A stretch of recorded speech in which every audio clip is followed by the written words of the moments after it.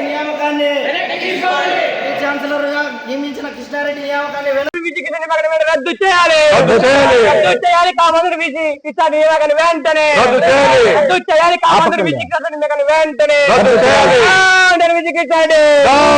కాపాడుకుంటాం. YV యూనివర్సిటీని కాపాడుకుంటాం.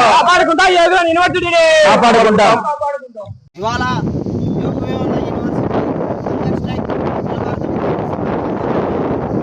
జరిగింది.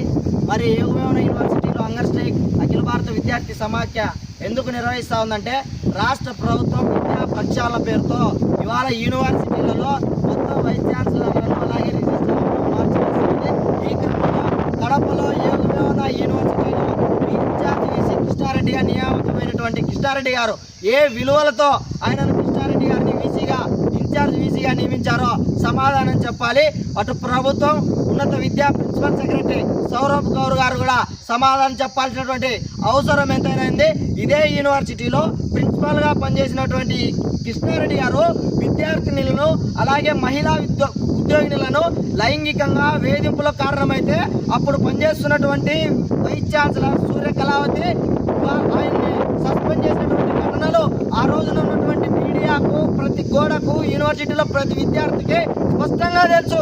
అదేవిధంగా కృష్ణా యూనివర్సిటీలో పనిచేసేటప్పుడు రిజిస్టర్ గా 2019-21 కాలంలో ఆయనను 2 ఏళ్ల పదవి కాలం అయితే ఇదే కారణాలతో అవినీతి అక్రమాలు లైంగిక వేధింపులు ఇలాంటి అనేక కారణాలతో అతన్ని ఏసీబీ ఎంక్వైరీ వేసి ప్రభుత్వం కూడా అతన్ని కిందికి దించినటువంటి పరిస్థితి.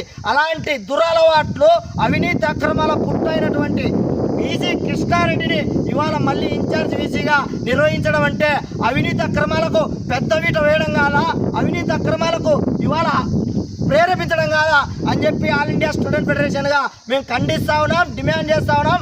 ఒక్కటే అడుగుతా ఉన్నాం, ఇవాళ యూనివర్సిటీ విద్యార్థులుగా అఖిల భారత విద్యార్థి సమాఖ్యగా యూనివర్సిటీలో విలువలు విద్యార్థులకైనా ఆచార్యులకు అవసరం లేదా? ప్రొఫెసర్లుగా అనుమతులుండి అవకాశాలు ఎన్నుంటే వాడుకుంటారా? నియామకాలు రోస్టర్ లేకపోయినా పాటిస్తారా? ఇలాంటి అనేక అక్రమాల పట్ల ఆల్ ఇండియా స్టూడెంట్ ఫెడరేషన్ విద్యార్థులతో కలిసి ఈ యొక్క వీసీ కృష్ణారెడ్డి నియామకం రద్దు చేయకపోతే పెద్ద ఎత్తున ఆందోళనకు సిద్ధమవుతామని చెప్పి ఈ సందర్భంగా తెలియజేస్తా ఉన్నా. జీవలరాజు, ఏఐఎస్ఎఫ్ జిల్లా సెక్రటరీ, కడప.